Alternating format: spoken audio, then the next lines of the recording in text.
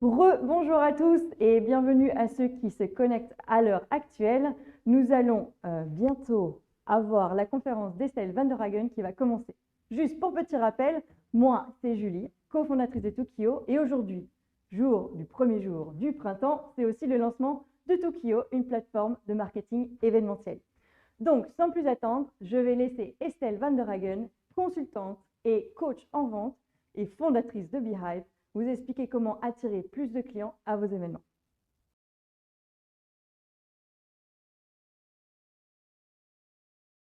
Donc, bonjour à tous, je suis ravie d'être avec vous ici aujourd'hui pour le lancement de Tookio. Je suis un peu stressée pour cet événement, c'est la première fois que je donne une conférence, non seulement qui se passe en ligne, en direct sur les réseaux sociaux, et en plus, vous qui êtes derrière votre ordinateur, vous ne le savez pas, mais il y a plusieurs personnes présentes ici dans la salle. Donc voilà, ça va être intéressant de voir comment on va pouvoir gérer les deux. J'ai envie, avant de commencer, de savoir qui est présent en ligne. Je sache un petit peu qui vous êtes, d'où est-ce que vous venez, peut-être quels sont les métiers que vous occupez aujourd'hui. Je sache s'il y a des commerciaux, des dirigeants d'entreprise, des gens qui sont dans l'événementiel. Comme ça permettrait un petit peu voilà, de savoir à qui j'ai affaire. Et puis, moi, de mon côté, je vais aussi me présenter. Donc, comme vous savez, je suis Estelle Van der Hagen. J'ai 32 ans. Ça fait 9 ans, en fait, maintenant que je travaille. Je parlais un petit peu de mon parcours. Donc, à la base, moi, je suis juriste. J'ai fait des études de droit. Puis, je me suis développée dans le monde financier, en service client. Ensuite, je suis passée dans le monde du conseil où mon rôle, c'était vraiment de développer le business des entreprises.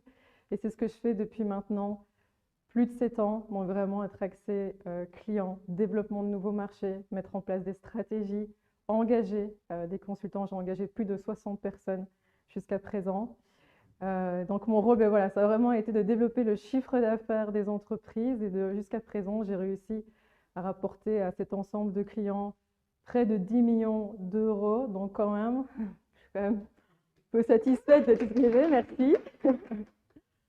Donc voilà, et récemment, j'ai décidé de lancer ma propre société de conseil qui s'appelle Beehive, donc qui est une société de conseil commercial. Donc c'est vraiment de pouvoir travailler dans mes propres valeurs qui sont importantes pour moi. Ce qui m'a permis d'arriver en fait à tout ce résultat, c'est d'être très orientée sur mes clients, comprendre leurs besoins et savoir comment je pouvais vraiment les aider au mieux. Et ça, c'est vraiment important pour moi et c'est ce que j'ai voulu transmettre aussi au travers de BI, mon expertise commerciale, aider des entrepreneurs, des entreprises à améliorer leur performance de vente, le tout avec des valeurs très orientées clients qui me tiennent vraiment à cœur.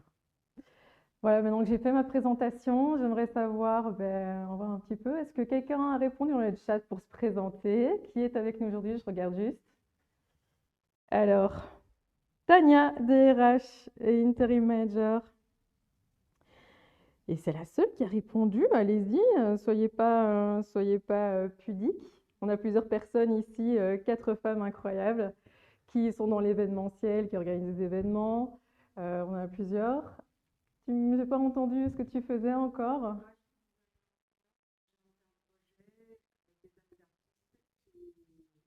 Et on vend nos œuvres dans le but d'aider les enfants qui n'ont pas les moyens d'étudier financièrement. Ok, magnifique, magnifique. Alors, on a un animateur, Bernard, animateur et écosystème builder. Qui sont les autres? On sait que vous êtes là, n'ayez pas peur. En plus, on va pas se mentir, cette session d'une heure va être très interactive. Donc ici, il va falloir y aller, se lâcher.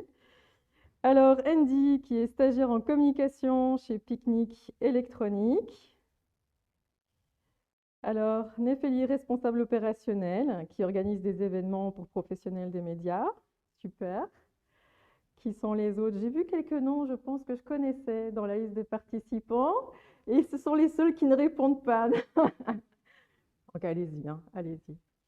Enfin bon, écoutez, j'espère que les réponses viendront au fur et à mesure. En tout cas, on est ici aujourd'hui pour parler d'un sujet qui est hyper important et qui touche toutes les entreprises. Finalement, c'est comment attirer plus de clients à vos événements. Je vous avoue, j'ai pas mal réfléchi à comment j'allais organiser cette conférence. Vu que c'est la première fois, c'était vraiment de me dire, OK, comment est-ce que je peux rendre les choses dynamiques, interactives, leur permettre d'apprendre un maximum, en tout cas de repartir avec des tips qui pourraient vous aider à l'avenir, à vous-même attirer plus de clients. Puis on va pas se mentir, depuis quelques années, on est en plein changement de paradigme d'un point de vue commercial. La concurrence est hyper rude.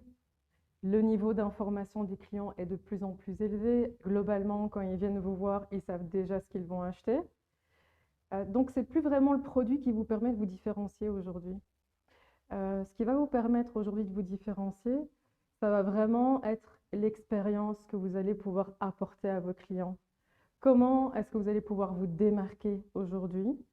Et pour moi, ça passe très clairement sur quel est le besoin de mes clients, comment je vais y répondre, comment je vais pouvoir les satisfaire et leur donner envie de revenir. C'est vraiment la différence aujourd'hui. Et donc pour ça, je ne vais pas non plus allumer la télécommande. Je suis au top niveau technique, hein, vous l'avez vu. Bon, on a parlé de vous, on parlait un petit peu des changements de paradigme. Et en fait, on arrive à cette conclusion qu'aujourd'hui, attirer des clients ne suffit plus.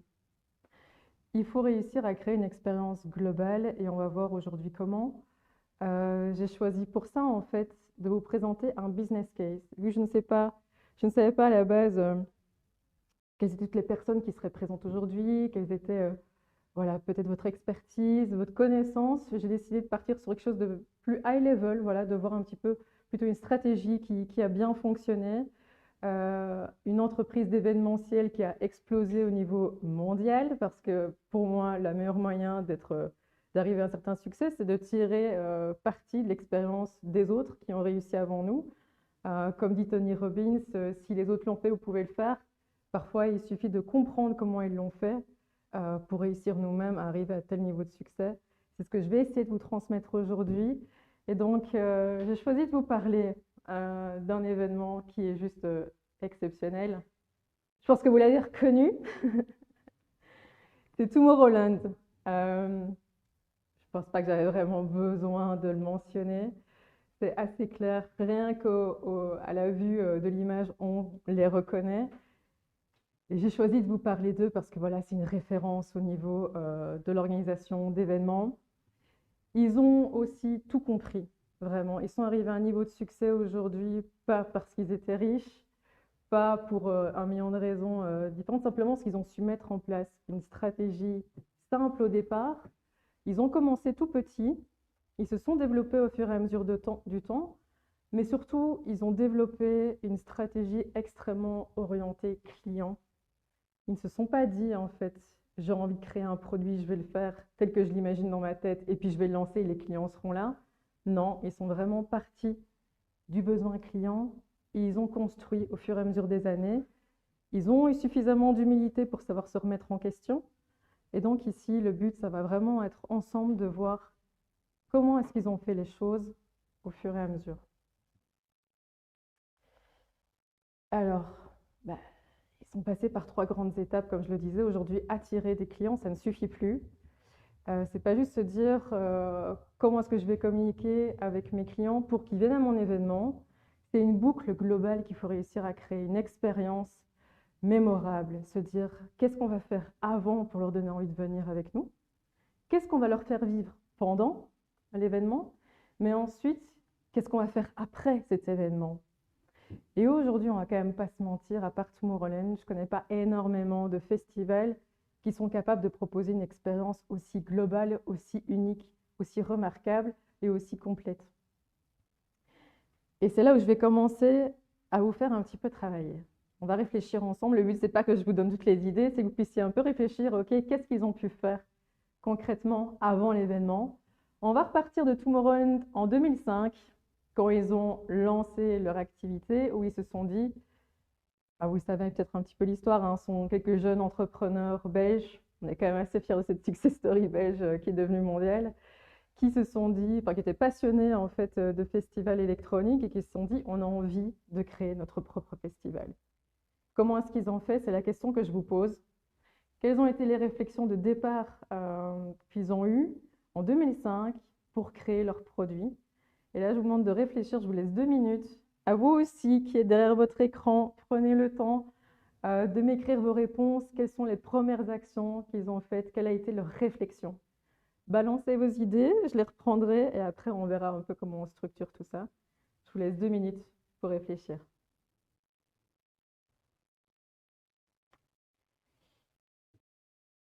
Hey, salut Bianca, responsable d'expansion commerciale avec nous. Benoît, exécutif dans le domaine développement des technologies. Bonjour à tous, je suis super contente de vous voir. N'hésitez pas à commencer à rédiger vos réponses. Quelle est la première chose qu'ils ont fait avant de pouvoir créer leur stratégie, créer leurs produits, développer?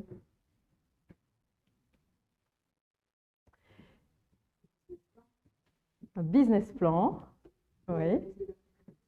L'analyse de la concurrence. Savoir quand même leur public. Et on a des expertes avec nous aujourd'hui. J'ai plus rien à leur apprendre, elles savent déjà tout. Alors, Benoît nous dit, qu'est-ce qui fait rêver les fans de festivals? Quelles sont leurs frustrations actuelles? Oui, tout à fait, tout à fait. Est-ce qu'il y a d'autres réponses qui arrivent? Lancez-vous, hein. De toute façon, vous êtes derrière votre écran, on est dans un environnement bienveillant, il ne va rien vous arriver.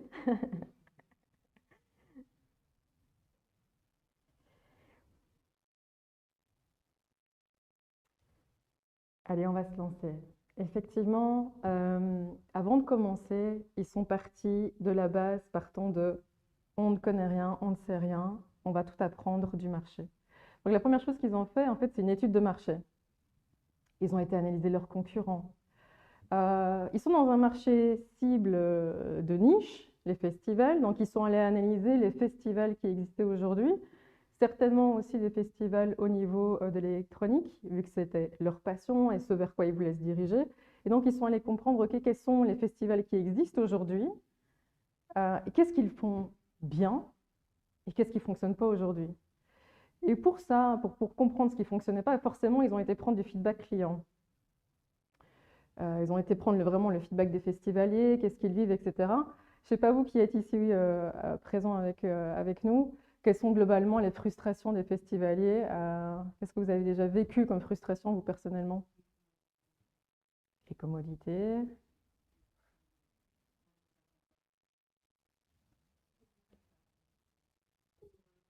Les prix, ok. Ah. Comment est-ce qu'on fait quand il y a une problématique avec des personnes qui sont programmées mais qui ne sont pas là? Ok, intéressant. Ici en ligne, est-ce qu'il y a de... Ouh là là, on a retrouvé... C'est ChatGPT qui m'a répondu? Non. Bernard. Bernard qui nous a envoyé. ChatGPT qui sait répondre aux conférences. Je me dis, c'est incroyable. Non, non, ce n'est pas ChatGPT, c'est Bernard. Ok.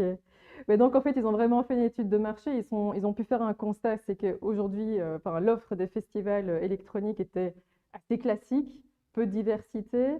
L'expérience était uniquement orientée sur la musique, c'est-à-dire vous prenez votre ticket, vous arrivez, vous avez le concert, c'est super, il y a un peu à manger, etc. Puis on repart. Il n'y avait pas d'expérience globale. Donc ça, c'est le premier constat. Ils analysent la concurrence. Il y a un marché, il y a des problèmes, il y a des frustrations, il y a des choses à améliorer. Quelle a été la deuxième chose qu'ils ont fait après cette étude de marché?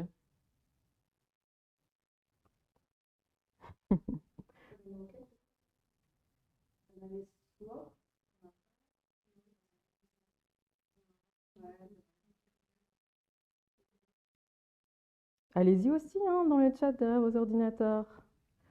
Je vois que ceux qui sont en présentiel sont très actifs, vous un peu moins. Designer une solution, oui, mais ça arrive un peu plus loin. Avant ça, en fait, on va continuer. Ils ont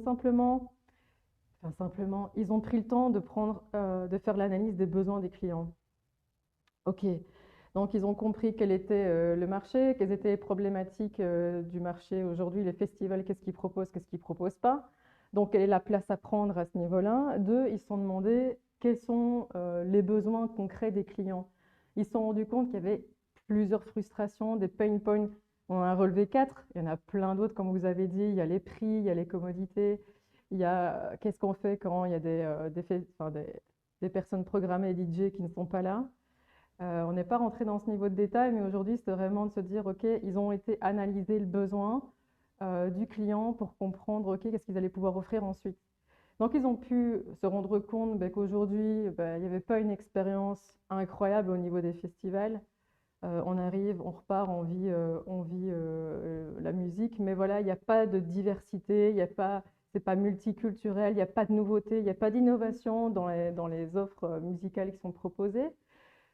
Il y a un problème d'accessibilité. Globalement, je ne sais pas, vous avez certainement vécu ça. En tout cas, moi, je l'ai vécu. Quand on arrive à un festival, on ne sait jamais où est-ce qu'on va se garer. En général, qu'est-ce qui va se passer quand on arrive en termes de sécurité? Euh, quels sont, comment est-ce qu'on va arriver jusque-là? En général, les festivals, c'est comme dans des coins un peu paumés. On ne va pas se mentir, forcément, il faut de la place, etc. Et donc, ce n'est pas toujours simple non plus. Et c'était aussi, en tant qu'étranger, comment vous faites pour arriver à un festival à Beaume quand même, hein, donc ils ont réfléchi, ils se sont rendus compte qu'il y avait vraiment une problématique pour les festivaliers et ils se sont demandé comment y répondre. Ensuite, ils se sont rendus compte que la programmation n'était pas hyper variée. On en a parlé un peu plus haut dans la création de l'expérience unique, c'est qu'aujourd'hui, les festivals étaient vraiment jusqu'à présent, les festivals étaient très axés sur de la musique classique, sur voilà, des artistes qui viennent pas forcément du monde entier. Donc forcément, les clients, les festivaliers ne se reconnaissaient pas non plus dans la programmation qui était proposée jusqu'à présent dans les festivals. Et ils ont aussi exprimé une certaine frustration dans l'absence d'expérience globale. Et donc, qu'est-ce que ça veut dire? C'est avoir une expérience intégrale où on peut arriver et être dans une expérience qui soit immersive, se sentir transporté. Aujourd'hui, les festivals ne vous transportent pas vraiment. Vous connaissez déjà, en général, vous y allez parce que vous connaissez déjà la personne qui sera présente et vous n'êtes pas subjugué. Ce que les gens avaient vraiment envie, c'est finalement de ressentir une émotion assez incroyable, sentir transporté le temps d'un week-end, de savoir où est-ce qu'ils allaient pouvoir dormir, comment est-ce qu'ils allaient pouvoir y aller. Et ça, c'est vraiment à nouveau le constat des pain points que les organisateurs du festival de Tomorrowland ont pu comprendre. Ça les a menés à la suite. Quelle a été la suite une fois qu'ils ont compris leur marché et les besoins du client? C'est encore après ça.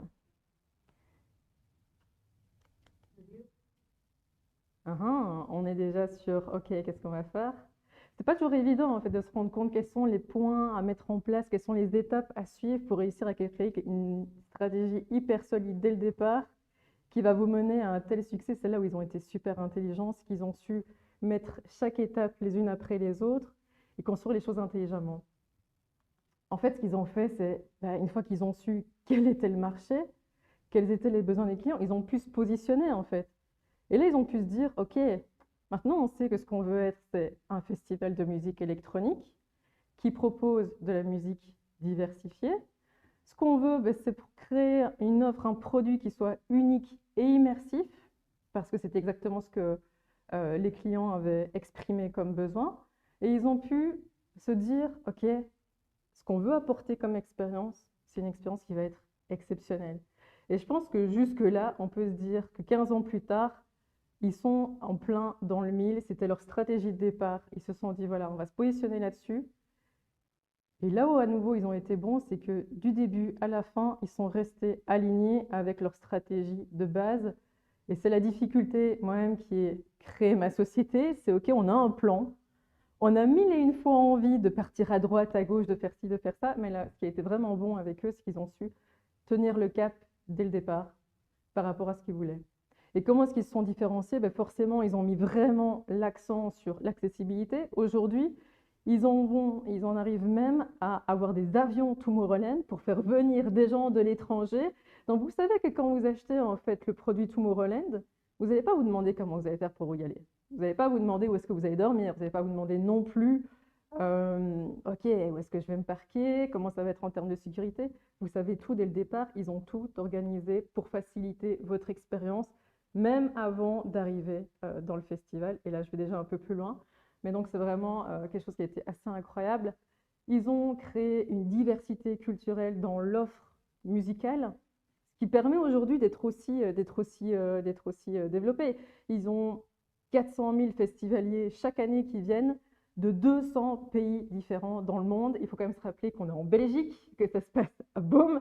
Ils ont quand même réussi un peu vraiment l'incroyable quelque part. Et ils sont vraiment axés sur la qualité de la programmation. Aujourd'hui, je n'ai pas encore eu la chance d'aller à Tomorrowland. Je ne sais pas si vous y avez déjà été. Mais en tout cas, ils sont réputés pour avoir des qualités au niveau de la programmation qui sont incroyables. Après, ils ont aussi l'intelligence de mettre tout ça à la télé. Donc, on voit ce qui se passe. Donc, je le vois aussi. Et donc, c'est assez incroyable. Voilà comment ils ont pu se positionner, se diversifier. Et donc, réussir dès le départ à mettre une stratégie en place qui tient la route. Parce qu'au début, ils ont analysé ce qui se passait, quels étaient les problèmes. Donc, on en est là. Ils ont réussi à se positionner. Qu'est-ce qu'il leur reste à faire?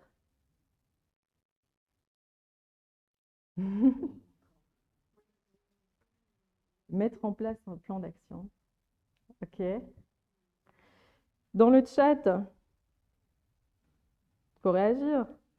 Ils ont analysé le marché, ils ont compris les besoins de leurs clients, ils ont créé leur positionnement, designer la solution, marketing, promotion, nous dit Benoît. On a encore un step plus loin, ils ont encore une étape avant. Mais forcément, bon, je vais vous donner la réponse. Ils ont créé la marque. Ils ont créé la marque. Ça paraît évident, mais en réalité, voilà, non, avant de communiquer, ils ont pu créer une marque. Vu qu'ils ont compris qu'il fallait créer une expérience unique, qu'il fallait pouvoir se démarquer, qu'il fallait faire rêver les gens, ils ont créé une marque qui incarnait tout ça. Et c'est là où ils ont été encore excellents. Ils ont réussi à créer une marque qui soit forte, qui soit distinctive. Rien que leur logo, on le reconnaît entre mille. À nouveau, je vous ai montré une image du festival au tout début. Vous savez que c'est Tomorrowland, je n'ai pas vraiment besoin de vous le dire. Pourtant, des festivals dans le monde, il y en a des milliers, peut-être même beaucoup plus que des milliers. Mais eux, ils ont réussi à se démarquer, et ce, à travers le monde, en créant en fait une marque distinctive. Et ça, c'est la clé aujourd'hui quand vous voulez attirer des clients à vos événements. C'est comment est-ce que vous pouvez créer une marque qui se différencie. Quand on vous voit, on sait que c'est vous et que ce n'est pas quelqu'un d'autre. Et aujourd'hui, grâce à cette marque, ils arrivent à attirer des clients juste parce que c'est eux. C'est ça qui est juste exceptionnel. C'est ça qu'on doit réussir à faire aujourd'hui dans un monde qui est hyper dynamique, qui bouge tout le temps, où il y a une concurrence de dingue. C'est arriver à en faire en sorte que vos clients, ils vous reconnaissent et que ce soit vous qu'ils ont envie de suivre. C'est ça l'objectif. Donc, comment est-ce qu'ils l'ont fait forcément? Ils ont gardé cette approche très centrée sur le client. Toujours pas axé produit, mais vraiment centré sur le client, en créant des visuels uniques, en créant un univers. Quand vous allez à Tomorrowland, c'est pas juste des concerts, c'est un village à part entière qui vit dans une sorte de bulle où tout est cohérent en fait, de A à Z. Tout ce que vous vivez est juste incroyable. Ils ont pris l'engagement de faire vivre une expérience immersive, et c'est ça que je vous dis, c'est pas juste des concerts, c'est vraiment, vous avez plein de spots, d'endroits qui correspondent toujours à une ambiance qu'ils ont créée. Et cette ambiance, elle existe une fois par an. Donc, vous n'avez pas envie de la manquer. Ça, c'est clair et net. Vous avez envie de découvrir, de vivre un truc, de vivre dans un monde imaginaire le temps d'un week-end grâce à Tomorrowland. Et forcément, une esthétique visuelle qui est juste incroyable. On en est là. Ils ont créé leur marque, qui est le fruit de tout ce qu'ils ont compris au départ, qui donc forcément correspond. Qu'est-ce qu'ils ont fait ensuite? Je vous ai déjà donné la réponse.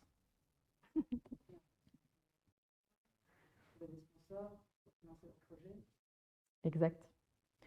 On en arrive à ce point où ils se sont dit, c'est le moment de créer notre produit et de le partager et de communiquer. Yes. Est-ce que vous avez déjà un statut directement? C'est une bonne question. Donc, on me pose la question de est-ce qu'ils avaient déjà un statut et est-ce qu'ils avaient déjà une entreprise en fait qui était créée? Forcément, parce qu'une fois que vous créez la marque, il faut créer une entreprise. Vous ne pouvez pas lancer de produits sur le marché qui soient qui soit vendu si vous n'avez pas encore une entreprise, une identité à part entière. Donc ça, c'est l'étape qui est vraiment indispensable. À un moment donné, si vous voulez vendre des produits et des services, vous devez avoir créé votre entreprise avant même de vous lancer sur le marché. Indispensable, point de vue juridique, légal, à tout point de vue.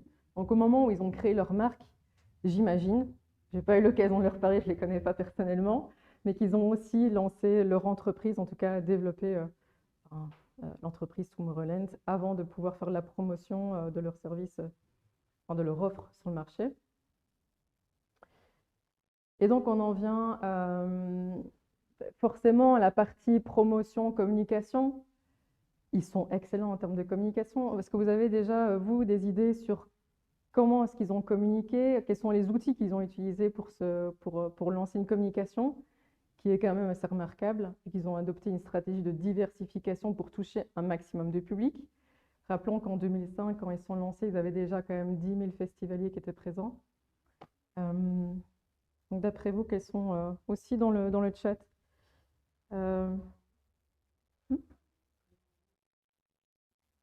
les pré-movies, les after-movies, ça c'est vrai. Néanmoins, est-ce qu'ils arrivaient déjà à le faire à l'époque lors de la première phase? Je ne sais pas. Certainement. En tout cas, aujourd'hui, ils le font. C'est clair qu'en termes de communication, ils ont toujours des teasers, ils donnent envie aux gens d'être présents. Mais ils ont clairement diversifié en fait leur communication et ça, c'est un peu la clé aujourd'hui. Ils ont compris que si on veut se rendre visible, se faire connaître un maximum, il y a une stratégie à mettre en place en termes de communication. Ils ont diversifié pour être sûr de pouvoir toucher un maximum de personnes. La première chose qu'ils ont fait, c'est de travailler avec les réseaux sociaux.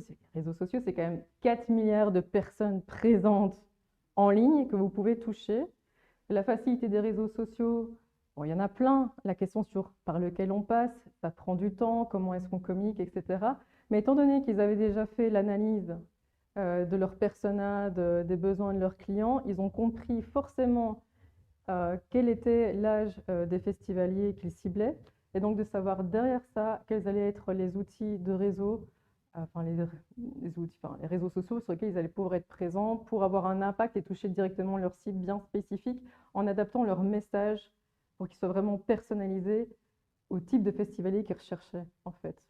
Ils ont utilisé Facebook qui est quand même, bon, on dit que c'est toujours un peu un réseau vieillissant, mais ça reste quand même le réseau le plus utilisé au monde, avec 2,9 milliards de personnes présentes. TripAdvisor, super intelligent, parce que forcément, vu qu'ils créent une offre globale de transport et de logement, ils se sont mis sur TripAdvisor aussi pour promouvoir leur événement et se faire connaître. Instagram, bon, c'est clairement, pour les jeunes aujourd'hui, c'est clairement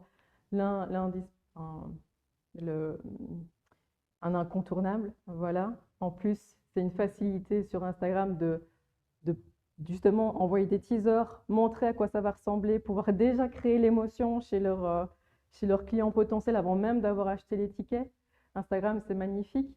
Surtout qu'ils ont eu comme stratégie aussi de travailler avec des influenceurs qui allaient être présents sur place et qui allaient pouvoir filmer pendant le festival et promouvoir le festival quelque part un peu gratuitement sur Instagram, sur YouTube, et donc de lancer de se faire connaître.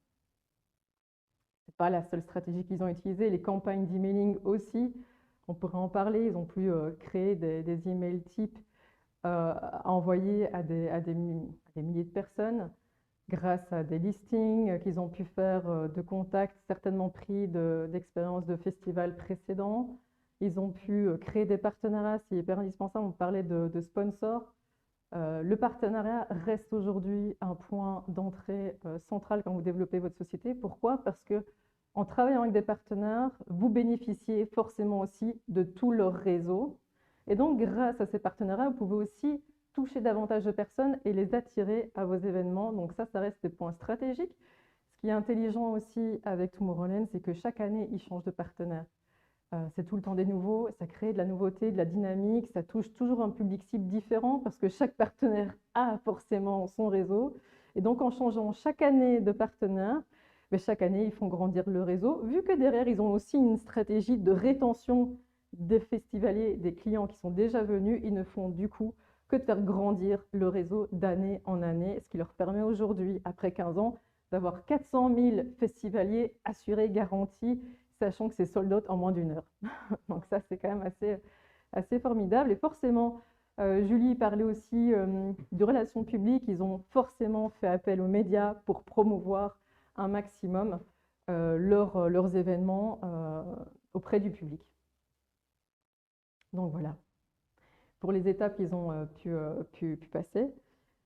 Et ils en sont venus aussi, on parlait, à cette intelligence de créer l'émotion avant même d'avoir été au festival. Vous êtes déjà dans une expérience immersive avec Tomorrowland avant même d'y être allé. C'est en fait, tu es plongé dedans.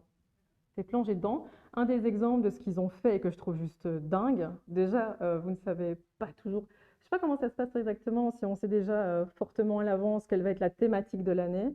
Chaque année, c'est une nouvelle thématique.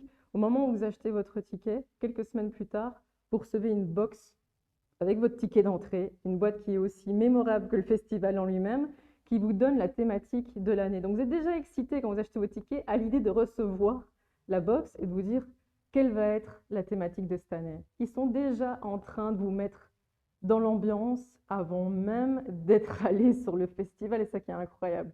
Dans tous les festivals où j'ai été, je recevais mon ticket.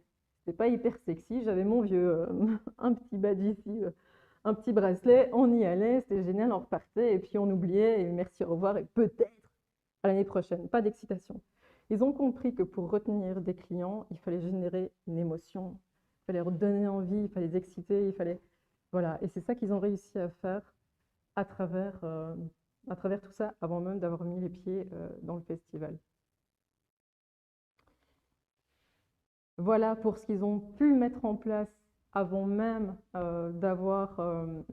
enfin, avant leur événement pour pouvoir attirer des gens. Donc je répète, une stratégie qui soit cohérente, une analyse de ce qui se passe, comprendre ce que vos clients recherchent, pouvoir créer un produit qui réponde intégralement à leurs besoins et créer une émotion avant même d'être arrivé à l'événement.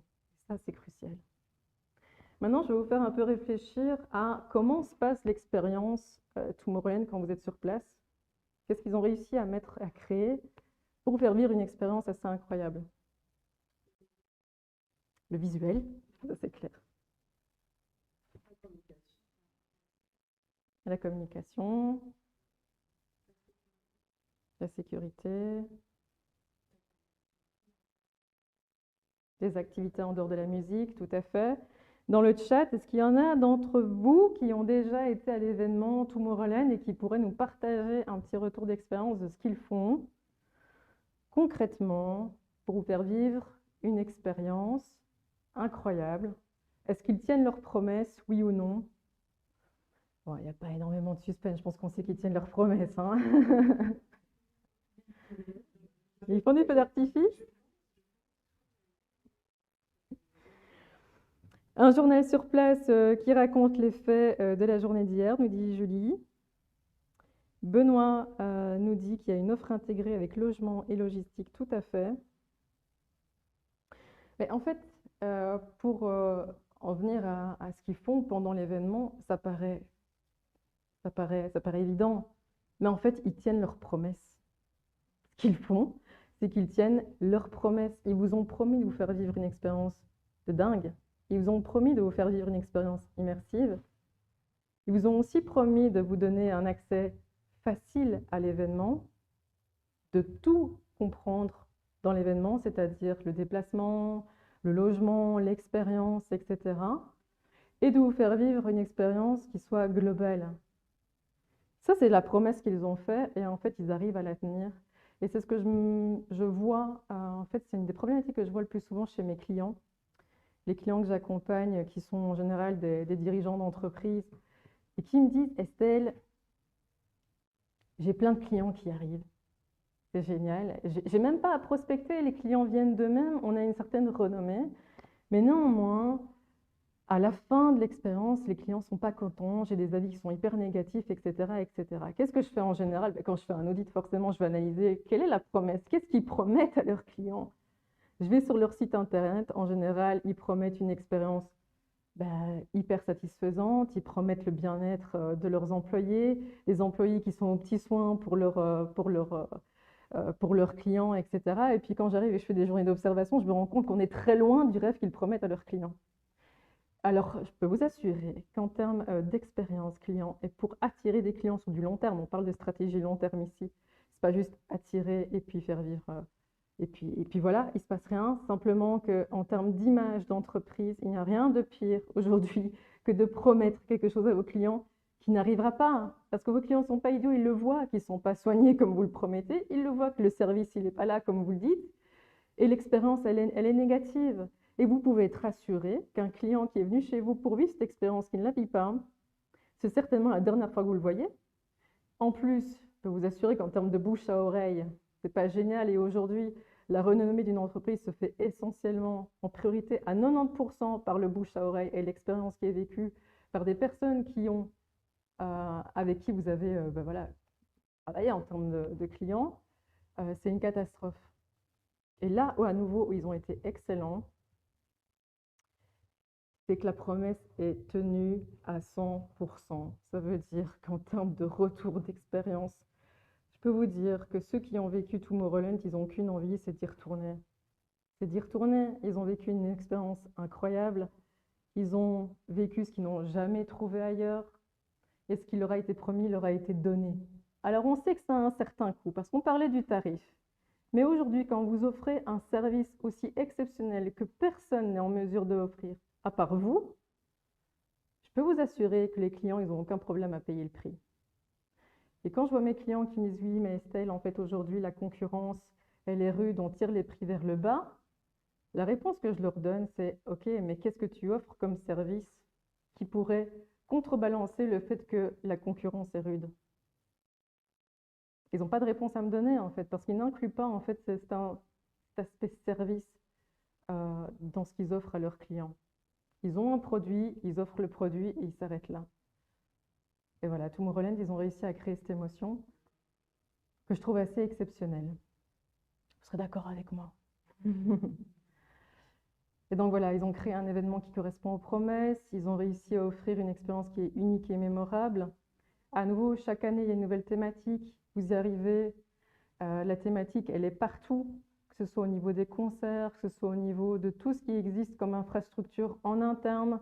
Vous avez des espaces, je ne sais pas s'il n'y a pas des espaces piscines ou même des espaces... c'est un village et en fait, tout est cohérent. Tout est cohérent dans... C'est vraiment immersif. Il y a une cohérence globale du tout. Ils ont mis en place des community managers qui peuvent interagir avec vous sur les réseaux sociaux en direct. C'est quand même génial. Vous avez l'impression d'être déjà dans Tomorrowland. Vous savez que les gens, on prend soin de vous, on vous écoute. Ils sont là, ils vous répondent. Et ça, c'est des choses qui sont incroyables aujourd'hui. La plupart du temps, quand on veut parler à quelqu'un, c'est hyper compliqué. On voit les banques aujourd'hui. Dans les banques, il n'y a plus moyen de parler à personne. Les gens se sentent abandonnés. C'est la pire chose. Enfin, moi, j'en peux plus. Je pense que vous n'en pouvez plus de vos banques non plus. Mais voilà, c'est à Tomorrowland, ils l'ont compris. Ils communiquent avec les gens. Ils leur montrent de l'importance. Les gens, aujourd'hui, ce qu'ils ont besoin, c'est de se sentir importants, valorisés, de se dire, voilà, je mets de l'argent, mais derrière, je ne suis pas un numéro, quoi. Et ça, ils ont très bien réussi à le faire. Alors, ils ont créé des incentives, ce qui est assez incroyable. Ils créent des incentives pour pousser les gens qui sont dans l'expérience Tomorrowland à partager sur les réseaux sociaux, ce qui crée l'engouement, ce qui crée l'excitation, ce qui crée la visibilité, etc. Et en fait, derrière, ils permettent d'obtenir des cadeaux. Et les gens adorent les cadeaux, on ne va pas se mentir. On adore repartir avec autre chose. Je vois qu'il ne nous reste déjà plus que 5 minutes. 10. J'arrête pas de parler. Et autre chose qu'ils ont fait, c'est collecter les données des personnes sur place. Donc, quand vous avez des gens qui viennent pendant l'expérience, ils récupèrent les informations téléphoniques, les emails, etc., de manière à pouvoir continuer à parler interagir avec leurs clients derrière. Voilà pour ce qu'ils ont réussi à faire pendant. Donc à nouveau, c'est une stratégie de départ et une promesse tenue à 100%. Alors, qu'est-ce qui se passe après l'événement? Ça ne s'arrête pas là. Et pourtant, la plupart des festivals, vous y allez, pas d'expérience géniale, vous repartez, vous n'entendez plus jamais parler du festival, jusqu'à peut-être l'année prochaine pour revivre exactement la même chose et pas forcément une programmation très diversifiée. Donc, je vous pose la question, qu'est-ce que Tomorrowland a réussi à mettre en place après l'événement pour vous tenir en haleine et avoir envie de revenir l'année suivante? Toujours dans le chat, je vous écoute aussi, n'hésitez pas. Le feedback, ouais. D'autres réponses? Feedback? Les newsletters, ouais, tout à fait. C'est ça. Mhm. Toutes des très bonnes réponses. On a des experts ici. Dans le chat, ils se sont endormis derrière leurs ordinateurs et ils m'ont tellement entendu parler, ils se sont dit on n'en peut plus. J'ai réussi à les dégoûter de Tomorrowland. Ils prennent note. Ah, ça me fait plaisir. C'est bien, c'est que vous apprenez des choses. Je suis très contente. C'est que l'objectif est atteint. Une vidéo qui résume l'événement vécu, Andy. Tout à fait. Tout à fait. Donc effectivement, ce qui est qui est génial avec Tomorrowland, c'est qu'on vit l'expérience avant, on vit l'expérience promise pendant, et on continue à vivre l'expérience après pendant un an, si possible, s'il le faut. Parce que en fait, ce qu'ils ont réussi à faire, c'est de se dire, ils font plusieurs choses. Déjà, ils remercient les personnes qui sont venues d'avoir participé. Ça, c'est vraiment hyper important, forcément, montrer de la reconnaissance. Parce qu'ils ne sont pas juste là pour vous apporter de l'argent aux clients, ils sont aussi là pour vivre une expérience. Et en fait, sans vos clients, vous n'existez pas. Donc, apprendre à être reconnaissant pour la présence, pour ce qu'ils ont pu vous apporter à vous aussi en tant qu'organisateur, en tant que fondateur d'un événement. Ils se remettent en question, je le disais au départ, ils ont réussi à rester très humbles dans leur approche. Donc, ce qu'ils font, c'est qu'ils récoltent le feedback. Leur objectif, c'est de s'améliorer d'année en année. Et ça leur permet de jamais s'endormir. C'est-à-dire que chaque année qui passe, il y a de la nouveauté à Tomorrowland, qui continue en fait de créer l'engouement et l'envie des clients de revenir, de vivre pour découvrir qu'est-ce qu'il va y avoir de nouveau cette année. Parce qu'on sait que quand on donne du feedback, ça ne tombe pas dans le vide. Ils le prennent. Ils réfléchissent à des nouvelles idées, à de l'innovation sur OK, comment est-ce qu'on va encore pouvoir les surprendre et comment est-ce qu'on va encore pouvoir améliorer l'expérience pour que l'année prochaine, ce soit encore meilleur et que aujourd'hui, 15 ans plus tard, ce soit exceptionnel. Mais qu'est-ce que va nous réserver Tomorrowland dans 15 ans? J'imagine pas à quoi ça ressemblera parce qu'ils sont toujours dans cette amélioration continue. Ça, c'est quand même la clé, de toujours savoir se remettre en question, d'apporter de l'amélioration et de continuer à vouloir satisfaire ses clients. C'est la clé. Alors, qu'est-ce qu'ils ont fait d'autre? Ben forcément, ils ont partagé des vidéos, comme le disait Andy. Ils partagent. J'ai perdu le chat. Je vous ai perdu, les amis. Tant pis, tant pis. On va faire ça. Donc, s'il y en a qui avaient proposé des réponses, je suis désolée, je ne les vois pas. Sauf si Julie peut me les transmettre. Mais voilà, en fait, ils partagent des vidéos, ils utilisent le contenu qu'ils ont créé pendant l'événement pour le retransmettre après. Aujourd'hui, c'est carrément vivre Tomorrowland à la télé. Le nombre de soirées que j'ai passées à mettre le festival en musique de fond, j'ai l'impression de le vivre alors que j'y suis pas allée. Et en plus, je peux le revivre au fur et à mesure, revivre. Ils vous permettent de recréer, de revivre l'émotion que vous avez vécue durant un an, après l'événement. Donc je le disais, ils prennent du feedback, ils créent des communautés. Comment est-ce qu'on augmente aussi ses clients? C'est en créant une communauté d'alumni, on pourrait dire, de festivaliers qui sont déjà venus. Ça vous permet de ne pas perdre le lien avec les personnes, les festivaliers qui sont déjà venus. Ça vous permet d'augmenter la communauté chaque année, de créer de l'engouement et de donner une sensation de « je me sens appartenir à un groupe ». Je fais partie du groupe Tomorrowland. Dis-moi.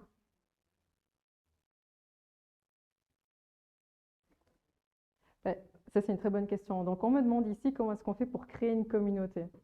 On repart du départ, juste avant, se dire, OK, prenez les données, les informations. Partagez, communiquez sur ce que vous faites, sur ce que vous mettez en place. Partagez sur le fait que vous allez créer une communauté. Il ne faut pas avoir peur de partager ses intentions, de ce qu'on a envie d'offrir, de ce qu'on a envie de donner.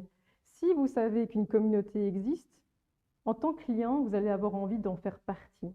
c'est un peu naturel. OK, il y a quelque chose qui est dit, je veux en être. Déjà parce que l'expérience est unique et parce qu'en plus, vous voulez vous sentir appartenir. C'est le principe d'appartenance, il est énorme dès le départ.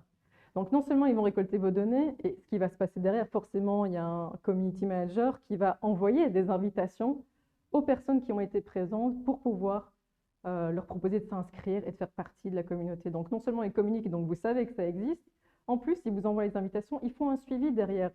Ils font quelque chose des données qu'ils ont récoltées. C'est ce qui leur permet de créer une communauté et d'avancer. 5 minutes, je l'entends.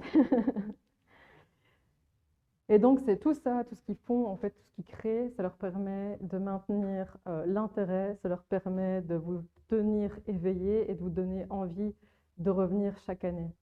Ça, c'est assez exceptionnel. Donc, je ne vais pas aller plus loin pour tout ceci. Je suis bien sûr disponible pour vos questions. Vous pouvez me contacter après l'événement, pendant, si vous avez des questions spécifiques. Le but, c'était vraiment ici de vous partager voilà, la stratégie d'une entreprise qui a réussi à être hyper successful, qui a compris comment ça fonctionnait, qui a su mettre les bonnes actions en place, et de vous permettre de repartir avec des idées. Vous pourrez mettre vous-même en pratique à votre échelle pour obtenir du résultat. Et donc, si on en arrive à la conclusion, ils sont partis sur une expérience client. Ils ont compris que la vente, attirer des clients, c'était avant, pendant et après. Parce que les meilleurs clients, c'est ceux qui reviennent, ceux qui coûtent le moins cher. Attirer des nouveaux clients, ça coûte extrêmement cher en termes de publicité, en termes de temps. La gestion sur les réseaux sociaux, moi qui me lance, je peux vous dire que ça prend un temps de dingue. C'est énorme. Et donc, le meilleur client, c'est celui qui revient chaque année. Il faut l'entretenir, il faut mettre des actions en place, il faut le suivre, il faut lui donner envie. Et donc, c'est ce qu'ils ont réussi à créer. Et donc, vous avez ici le résumé. Avant, vous créez une stratégie, vous comprenez le marché, vous comprenez votre client, ce qu'il recherche. Vous pouvez créer une entreprise qui répond intégralement. Vous savez dans quelle direction vous allez, elle est claire. Vous pouvez du coup communiquer sur des projets, sur des événements qui répondent à leurs besoins. Et donc, comme vous savez que ça répond à leurs besoins, vous savez aussi comment communiquer pour les toucher en plein cœur et leur donner envie de venir. Et c'est aussi déjà leur donner l'envie en fait, de venir à votre événement avant même d'avoir encore participé. Pendant, c'est garantir, enfin en tout cas,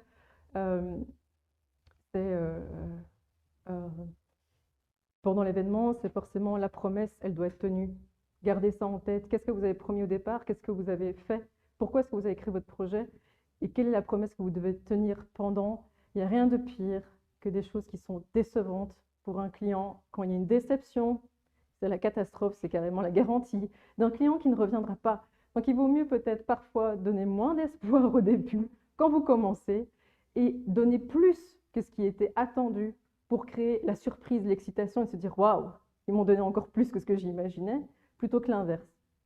Gardons toujours un sentiment positif du début à la fin. Et après l'événement, ils comptabilisent, on peut dire ça. Ils construisent sur ce qui a été créé avant. Et ça, c'est le meilleur conseil que je peux donner, c'est réfléchissez toujours au départ, comment vous pouvez continuer à construire et à builder sur ce qui a été fait et continuer à le promouvoir. 1 minute, je m'arrête. Je prends une dernière minute pour présenter un petit peu ma société quand même.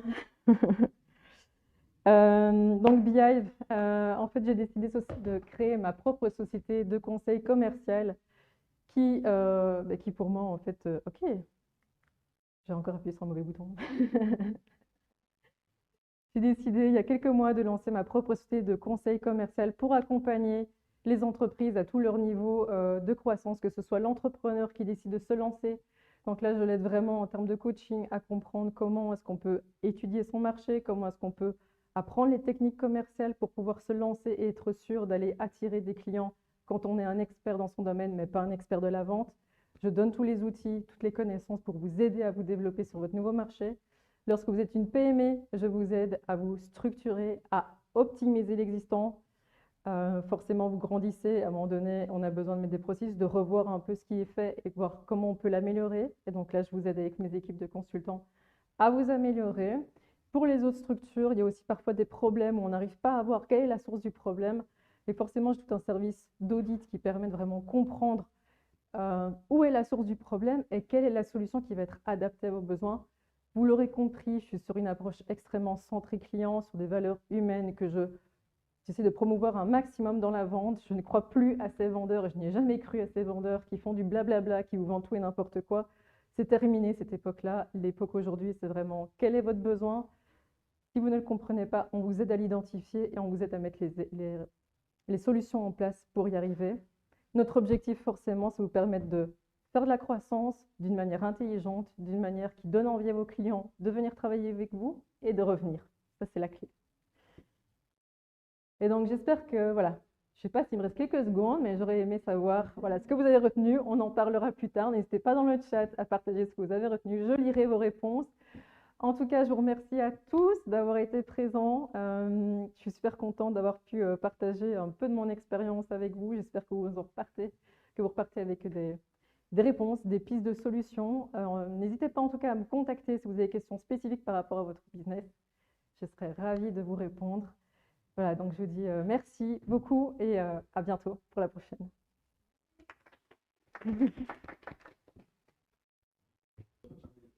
On m'entend? Parfait, mais merci à tous. Merci à Estelle pour la présentation. Et vu que c'est le lancement de Tookio, nous allons parler brièvement, si ça vous va, encore de la plateforme et comment elle peut vous aider à attirer plus de clients à vos événements. Donc, si ça vous va, quelques instants, super. Donc, de quoi on va vous parler? Pour qui est Tookio? Tookio s'adresse à toute personne organisant des événements qui s'adressent au grand public. Qu'est-ce qu'on veut faire? C'est vous aider à obtenir plus de clients. C'est pour ça qu'on a organisé aujourd'hui toute une journée de conférences pour vous donner les outils qui vous permettent d'avoir encore plus de participants à vos événements. Comment nous, on peut aider en tant que plateforme? C'est qu'on centralise et on offre plus de visibilité à vos événements en moins de temps. Donc, comment ça fonctionne? On a 3 fonctionnalités. La première, c'est la publication sur divers agendas en ligne. En Belgique, on a Quefaire, Out.be, Eventbrite. C'est la publication sur tous les agendas digitaux en un clic. Le deuxième, c'est la publication et planification sur les réseaux sociaux.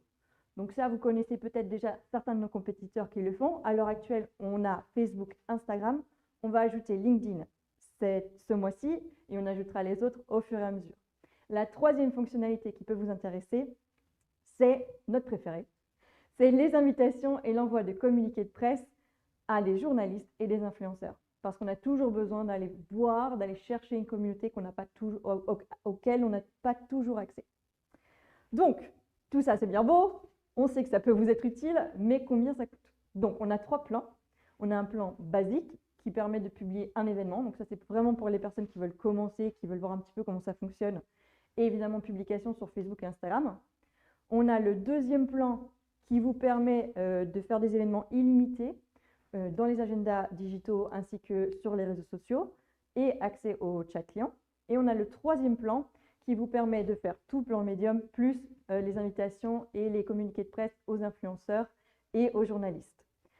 Chez nos concurrents, si on prend 2 de nos fonctionnalités, donc pour le concurrent le plus connu au niveau des réseaux, de publication des réseaux sociaux, on en est à 99 € par mois, c'est-à-dire 1 200 € par an. Pour ce qui est des bases de données de journalistes, on en est à 5 000 € par an. Donc au total, on est déjà à 6 200 € par an chez nos concurrents. Chez nous, le plan de base coûte 250 € par an. Le plan médium coûte 2 000 € par an. Et le plan premium coûte 3 200 € par an. Et c'est pas tout. Évidemment, c'est le jour du lancement. On veut grandir avec vous et on veut vous faire grandir aussi.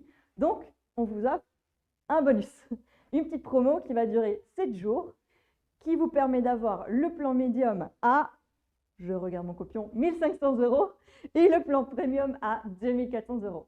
Pour ce faire, vous avez juste à utiliser le code promo LAUNCH 2023, donc LAUNCH 2023. Vous le rentrez dans la plateforme au moment où vous commandez. Et voilà. N'hésitez pas surtout à nous contacter. Encore un grand merci à Myriam et à Estelle pour leur présentation aujourd'hui. J'espère que vous pouvez aussi les contacter directement. C'est les experts qui peuvent vraiment vous aider à grandir votre business. Et je vous souhaite à tous un très bon premier jour de printemps. Au revoir.